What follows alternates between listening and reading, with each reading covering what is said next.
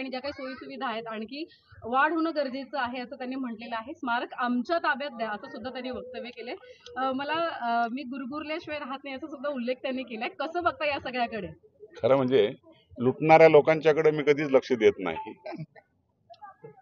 हातभार लावणाऱ्यांच्याकडे लक्ष देत असतो. ज्यांनी लुटाचे धंदे केले त्यांना मी हे जर दिलं तर इथंशी मला वाटतं सगळ्या टपऱ्या उभे राहतील आणि अतिक्रमण होतील.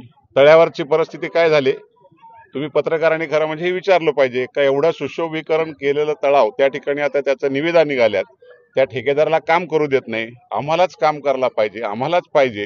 हे लुटण्यासाठी नाही, ही इथं खऱ्या अर्थाने भावना त्या ठिकाणी ठेवल्या पाहिजेत. आपण बाबासाहेबांचं इथं पदस्पर्श झालाय, कुठल्या तरी हातात कोणाच्या मी देण्यासाठी तयार नाही.